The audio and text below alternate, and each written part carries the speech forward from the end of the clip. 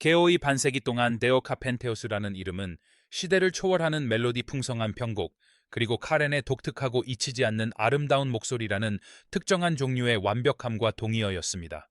하지만 그만큼 오랜 기간 동안 그 황금빛 유산은 비극 풀리지 않는 의문, 그리고 결코 사라지지 않는 소문의 짙은 안개에 휩싸여 있었습니다. 아이 이야기의 중심에는 수백만 명의 마음을 사로잡았던 사목타브 음역대의 천사 같은 소녀 카렌 카펜테어와 그녀의 목소리가 살아숨 쉬는 소리의 성당을 건설한 창조적인 건축가 그녀의 오빠 리처드가 있습니다. 수년 동안 언론은 추측을 팬들은 속삭임을 다큐멘터리는 카렌의 갑작스러운 죽음 뒤에 숨겨진 이유를 파헤쳤습니다. 이제 70대 후반에 접어든 리처드는 오랜 세월 동안 지켜왔던 침묵을 깨고 마침내 자신의 이야기를 시작합니다.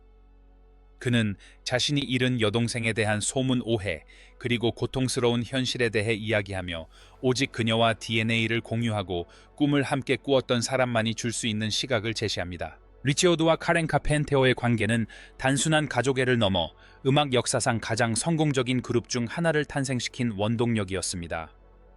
카펜터스를 이해하려면 그들의 관계가 희귀하고 심오하며 거의 초자연적인 파트너십이었다는 것을 알아야 합니다.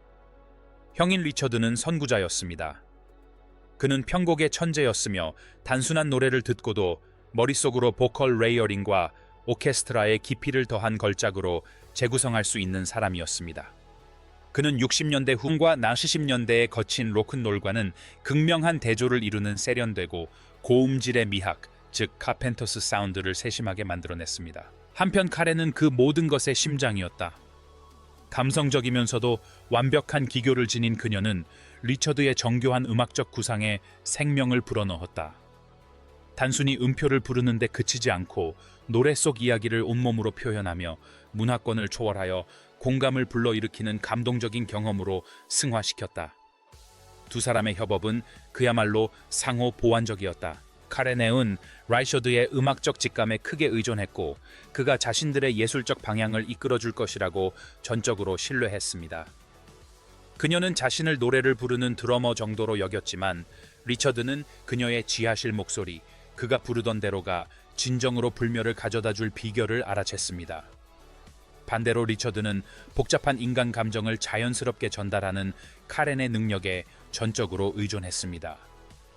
리처드는 최근 회고록에서 종종 그녀의 타고난 재능을 언급하며 평범한 멜로디를 신성한 것으로 승화시키는 그녀의 능력, 즉 관객과 깨지지 않는 유대감을 형성하는 재능에 대해 이야기합니다. 하지만 이러한 공생 관계는 양날의 검과 같았다. 그들의 삶은 너무나 밀접하게 얽혀 가족과 직업의 경계가 모호해지는 것을 넘어 아예 사라져 버렸다. 최고가 되고자 하는 공동의 야망, 완벽한 사운드를 추구하려는 열망은 형제자매가 카펜테오스라는 브랜드 밖에서 개인으로서 성장할 여지를 거의 남기지 않았다.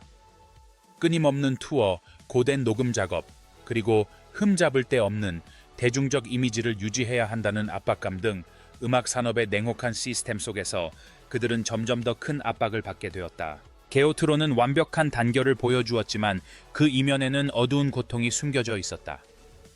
카렌의 거식증 투병은 세상에 드러나긴 했지만 두 사람은 자신들의 음악이 풍기는 밝은 이미지를 지키기 위해 감추어야만 했던 고통스러운 내면의 아픔이었다.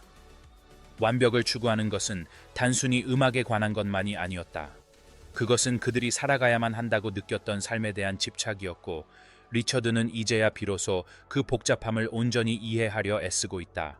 카펜테오스의 전성기, 내나의 카렌의 건강에 대한 대중의 끊임없는 관심은 그들의 성공에 가혹할 정도로 그림자처럼 따라다녔습니다. 1970년대 중반에 이르러 팬들은 그녀의 몸이 급격히 야위어가는 것을 알아차리기 시작했습니다. 당시 섭식장애는 근본적으로 오해받고 있었고 흔히 기분 변화로 치부되거나 부잣집 딸의 변덕으로 낙인 찍히곤 했습니다. 이러한 상황에서 대중과 업계는 카렌의 악화되는 신체 상태를 제대로 감당할 준비가 되어 있지 않았습니다. 그녀의 건강은 타블로이드 가십의 단골 소재가 되었지만 건전한 미국 소녀의 이미지를 유지하려는 홍보팀은 이러한 우려를 일관되게 잠재웠습니다. 신체적 증상 외에도 리처드가 여동생을 통제했다는 소문이 돌았습니다. 비평가들은 완벽한 목소리를 내야 한다는 끊임없는 압박감과 카렌이 자신의 경력에서 느꼈던 자율성 부족이 그녀의 내면적 고통을 악화시켰을 것이라고 추측했습니다. 언론은 이 비극에 악영향을 미쳤는데 오늘날에는 상상도 할 수 없을 만큼 몰지각하게 인터뷰에 나온 카렌의 외모를 낱낱이 파헤쳤습니다. 이러한 비판적인 분위기는 카렌이 자신을 열렬히 찬양하는 스포트라이트에서 벗어나기 위해 스스로를 움츠려야 한다는 느낌을 갖게 만들었습니다. 1983년 그녀가 사망한 후에야 많은 사람들이 업계의 드라마로 치부했던 것이 사실은 그녀가 미소를 짓고 Close to You를 부르기만을 바랐던 세상의 그림자 속에서 치명적인 정신질환과 싸우던 한 여성의 처참한 모습이었음이 분명해졌습니다. 카렌이 세상을 떠난 후 수년간 리처드 카펜테어는 카렌 루메오에 대해 냉담하고 조심스러운 태도를 유지했다. 그의 침묵은 종종 두 사람의 고통스러운 과거를 직면하기를 거부하거나 카렌이 느꼈던 압박감에 대해 그를 비난하는 사람들에 대한 방어적인 자세로 해석되었다. 하지만 남시 8세가 된 지금 돌이켜보면 리처드는 당시 침묵의 이유가 훨씬 더 단순했다고 말합니다. 바로 캐런의 사생활을 존중하고 그녀를 잃은 슬픔에 압도당했기 때문입니다. 그는 누구보다도 캐런이 겪었던 고통의 깊이를 이해했고 그녀의 이야기가 단순히 교훈적인 사례로만 남지 않도록 지키는 것이 가장 중요한 목표였습니다. 리처드에게 캐런은 그저 뉴스 헤드라인을 장식할 인물이 아니었습니다. 그녀는 뉴헤이븐에서 함께 야구를 하던 여동생이자 세상을 정복하는 데 도움을 준 동반자였습니다. 1984년 2월 그녀를 잃은 것은 단순히 그의 음악 경력의 끝을 의미하는 것이 아니었습니다. 그것은 그의 영혼의 일부가 잘려나간 것과 같았습니다. 그 상실은 그의 삶의 방향을 바꾸어 놓았고 그는 그들의 방대한 음악 카탈로그를 홀로 짊어져야 하는 막중한 책임을 안게 되었습니다. 이 감당하기 힘든 슬픔과 카펜터스라는 브랜드를 홀로 지켜야 한다는 책임감 때문에 그녀의 마지막 격동의 시절을 되짚어보는 것은 거의 불가능했습니다. 리시오드는 애음악이 중심이 되기를 바랐습니다. 그는 세상 사람들이 그들의 분장실에서 벌어졌던 슬픔이 아닌 그들이 수백만 명에게 선사했던 기쁨을 기억해주기를 원했습니다. 수십 년간의 침묵은 비록 외로웠지만 그녀의 기억을 기리는 것과 그녀의 비극이 그녀의 성공을 가리지 않도록 하는 것 사이에서 신중한 균형을 유지하려는 노력이었습니다. 이제 나이가 들어서야 얻을 수 있는 통찰력을 갖게 된 리처드 카펜터는 마침내 그동안의 벽을 허물기 시작했습니다. 최근 놀랍도록 솔직한 인터뷰에서 그는 오랫동안 이어져 온 추측에 대해 냉철한 어조로 답변했습니다. 그는 카렌의 거식증 투병이 대중이 인식했던 것보다 훨씬 심각하고 뿌리 깊었다고 확인했습니다. 1970년대를 회상하며 리처드는 당시 의료계와 사회가 거식증에 대한 인식이 얼마나 부족했는지 지적했습니다. 그는 가디언과의 인터뷰에서 사람들은 그게 뭔지도 몰랐어요. 라며 의료계가 카렌을 제때 진단하고 치료하지 못한 점을 언급했습니다. 그는 정신 건강이 금기시되고 섭식장애가 보이지 않는 살인자였던 시대를 묘사했습니다. 리처드는 카렌의 건강 악화의 다면적인 원인이 있었다고 설명했습니다. 명성의 압박이 중요한 요인이었음을 인정하면서도 단순한 인과관계는 아니라고 강조했습니다. 그녀의 상태는 개인적인 불안감, 외부의 기대, 그리고 생물학적 소인이 1970년대 슈퍼스타의 고위험 환경과 충돌한 완벽한 폭풍과 같았다고 했습니다. 그는 당시 존재하지 않았던 자원질병의 병리를 이해하지 못했던 치료사들, 그리고 카렌과 같은 특수한 상황에 처한 사람들을 위한 지원체계의 부자애 등 만약에라는 가정을 되짚어 보았습니다. 이러한 세부 사항들을 공개함으로써 리처드는 팬들에게 그들의 엄청난 성공이 가져온 대가에 대한 더욱 완전하고도 고통스러운 그림을 마침내 보여주고 있습니다. 그는 당시 의학적 이해의 한계가 어떻게 전설적인 인물의 죽음에 직접적으로 기여했는지를 밝히고 있습니다. 네오나가 리셔드는 카렌의 고통에 있어 음악 산업의 역할에 대해 더욱 날카롭게 언급하기 시작했습니다. 그는 음악 산업, 특히 여성 아티스트를 대하는 방식이 그녀의 불안정한 상태를 악화시키는 요인으로 작용했다고 인정합니다. 음악 산업이 내용보다 외모를 끊임없이 중시했기에 카렌은 영혼보다는 외형으로 평가받아야 했습니다. 그들의 스케줄은 비인간적이었습니다. 거의 1년 365일 녹음 공연 투어로 가득 차 있어 자기 관리나 심리적 회복을 위한 여유가 전혀 없었습니다. 같은 맥락에서 리처드는 1970년대 언론이 마른 몸매에 대한 집착을 부추긴 역할을 비판하며 카렌이 굶을수록 더욱 심한 감시를 받게 되어 악순환에 빠졌다고 지적합니다. 초액은 롤링스톤과의 인터뷰에서 리처드는 현대 음악 산업의 정신 건강 문제에 대한 접근 방식에 대해 조심스러운 낙관론을 표명했습니다. 그는 이제 정신 건강에 대한 대화가 더 개방적이고 관련 자료도 더 많이 제공되지만 완벽해야 한다는 압박감은 소셜미디어와 디지털 감시를 통해 다른 형태로 변모했을 뿐이라고 지적했습니다. 그는 카렌이 보였던 경고 신호들이 너무 늦을 때까지 무시되는 경우가 여전히 많다고 경고했습니다. 리처드에게 있어 카렌의 이야기를 하는 것은 더 이상 자신의 명예를 회복하기 위한 것이 아니라 옹호를 위한 것입니다. 그는 차세대 음악가들이 지도도 없이 멜로디 뒤의 어둠을 헤매지 않도록 하고 싶어 합니다. 라이쇼드와 카렌 미스테리의 핵심에 도달하려면 음악과 비극이 충돌했던 구체적인 순간들을 살펴봐야 합니다. 리처드는 후기 앨범 녹음 당시 카렌의 육체적 쇠약함이 뚜렷해졌음에도 불구하고 그녀의 보컬 녹음은 섬뜩할 정도로 완벽했다고 회상합니다. 그는 드럼 논란에 대해서도 이야기합니다. 업계가 카렌을 무대 앞쪽 그녀의 보호막이었던 드럼 키트에서 멀리 떨어뜨려 놓으려 했던 것이 그녀에게서 안전장치를 빼앗아 갔다는 것입니다. 카렌에게 드럼은 방패였고 드럼이 없으니 세상의 비판적인 시선에 무방비 상태였다고 느꼈습니다. 리처드가 쇼를 위해 때때로 이러한 조치를 지지했다고 고백하는 것은 그가 40년 동안 짊어져온 죄책감을 드러내는 드문 공개적인 자기 반성의 순간입니다. 그는 또한 그들을 형성한 가족 역학에 대해서도 언급합니다. 어머니 아그네스에게서 인정받고 싶어 했던 그들의 갈망은 리처드가 매우 신중하게 다룬 주제입니다. 카렌의 장애는 강한 개성을 가진 가족 구성원들 사이에서 통제력을 찾고자 하는 절박한 욕구와 관련이 있다는 소문이 오랫동안 돌았습니다. 리처드는 부모님의 기억을 소중히 여기지만 최근 그의 솔직한 발언은 그들이 모두 감정적 고립 속에서 살았음을 암시합니다. 같은 집과 직장을 공유했지만 카렌의 생명을 구할 수 있었을지도 모르는 말을 하지 못했던 것입니다. 오늘 리처드 카펜테어는 자신의 그래미 트로피를 바라보며 단순히 트로피만을 보는 것이 아닙니다. 그는 마치 유령과 함께했던 삶의 흔적을 바라보는 듯합니다. 그는 오늘날 음악 산업이 예전과는 달라졌지만 근본적인 문제는 여전히 남아있음을 깨닫습니다. 바로 세상의 완벽함에 대한 갈망이 그 완벽함을 제공하는 사람들을 파멸로 이끄는 것입니다. 리처드의 마지막 회상을 통해 전해지는 카렌의 이야기는 아무리 아름다운 목소리라도 기대라는 무게에 짓눌려 침묵할 수 있다는 씁쓸한 현실을 일깨워줍니다. 리처드가 공개한 가장 감동적인 이야기 중 하나는 70년대 후반 뉴욕에서 프로듀서 필 라몬과 함께 녹음한 카렌의 솔로 앨범에 관한 것입니다. 이 앨범은 카렌이 카펜터스라는 브랜드와 리처드의 편곡에서 벗어나 자신만의 정체성을 확립하려 했던 시기였습니다. I 프로젝트는 A&M 레코드사에서 결국 무산되었고 리처드는 최근 자신이 처음에는 이 음반에 대해 그다지 열의를 보이지 않았던 것에 대해 더욱 솔직하게 털어놓았습니다.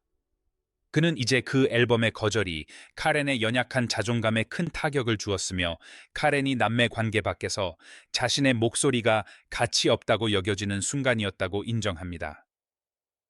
리처드가 그 거절에 대한 자신의 역할을 기꺼이 이야기하는 것은 그가 자존심을 버리고 진실을 받아들였음을 보여줍니다.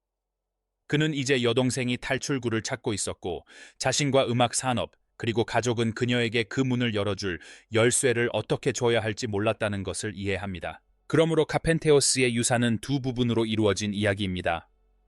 하나는 순수하고 영원하며 기술적으로 비할 데 없는 음악이고 다른 하나는 혼란스럽고 비극적이며 지극히 인간적인 현실입니다.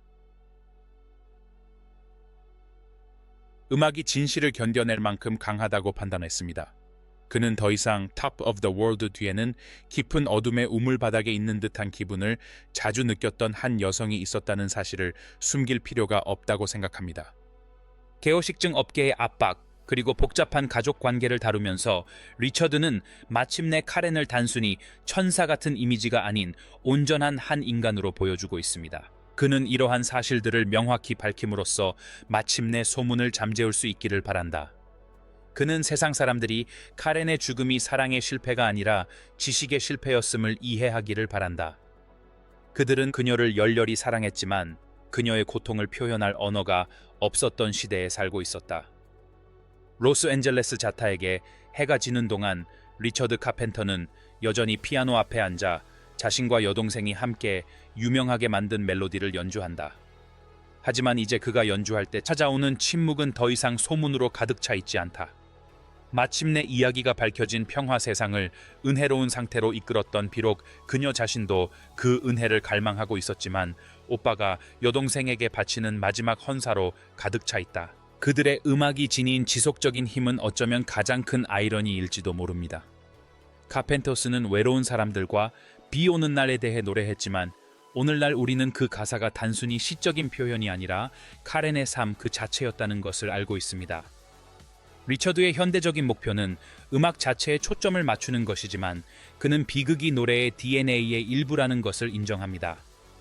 가수와 노래를 분리할 수는 없어요 라고 그는 말했습니다. 사람들이 지금 Goodbye to Love를 들을 때 그들은 단순히 히트곡을 듣는 것이 아니라 사랑이 항상 손이 닿지 않는 곳에 있다고 느꼈던 한 여성의 내면의 독백을 듣는 것입니다. 28세의 리처드가 뼈대만 남은 듯 솔직하게 털어놓는 모습은 수십 년 동안 변함없는 충성을 보여준 팬들에게 주는 선물과도 같습니다. 벨벳 커튼과 무대 조명 너머로 그저 좋은 음악을 만들고 싶어 했던 오하이오 출신의 두 젊은이를 바라보라는 초대입니다. 그는 마침내 그토록 애써 추구했던 완벽함이 아름다운 거짓이었음을, 그리고 그들의 현실 속 불완전함이야말로 그들을 진정으로 잊을 수 없는 존재로 만들었다는 사실을 받아들였습니다. 최근 회상을 마무리할 때마다 그는 한 가지 감정에 집중합니다. 자신들이 이뤄낸 것에 자부심을 느끼지만 마이크 뒤에 있던 소녀를 매일 그리워한다는 것입니다. 선반 위의 트로피는 차갑게 식었지만 소문이 해명된 지금 카렌에 대한 추억은 비로소 따뜻하게 느껴지기 시작합니다. 리쇼드의 말년 고백을 통해 카펜터 가문의 이야기는 단순한 미스터리에서 셰익스피어 비극에 비견될 만한 비극으로 변모했습니다. 이는 천재성이 어떻게 축복이자 저주가 될 수 있는지, 그리고 우리를 유명하게 만드는 바로 그 요소들이 어떻게 우리를 파멸로 이끌 수 있는지를 보여주는 이야기입니다.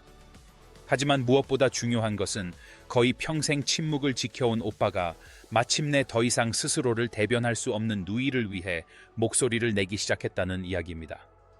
카렌 카펜터는 1983년에 세상을 떠났지만 리처드의 진솔한 고백을 통해 그녀의 영혼은 마침내 그녀의 빛을 가렸던 소문의 무게에서 벗어나 안식을 얻게 되었습니다. 1982년과 1983년 마지막 몇 달 동안 리처드가 그린 스케치는 특히 가슴 아프다.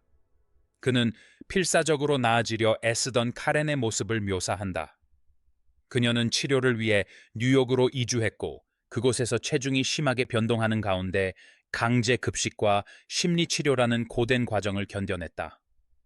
리처드는 그녀가 캘리포니아로 돌아온 순간 모두가 느꼈던 희망, 그리고 2월 4일의 갑작스럽고 충격적인 아침을 회상한다. 그녀의 마지막 순간에 대한 소문들, 즉 심장이 단순히 멈춘 것인지 아니면 다른 요인이 있었는지에 대한 추측들을 리처드는 조용하고 품위 있게 다루었습니다.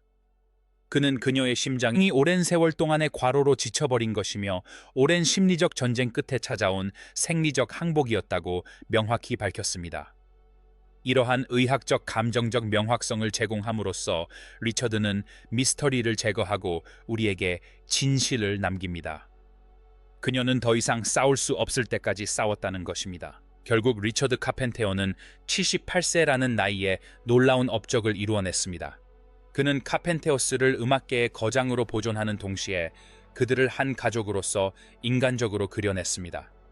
그는 화려한 음악적 업적과 깊고 치유되지 않은 고통, 모두 위에 세워질 수 있는 유산을 보여주었습니다. 그가 피아노 뚜껑을 닫는 순간 그들의 음악에 메아리가 남습니다. 그것은 잘못된 것을 상기시키는 것이 아니라 모든 역경에도 불구하고 여전히 수백만 명을 사로잡는 그들의 목소리를 기리는 것입니다.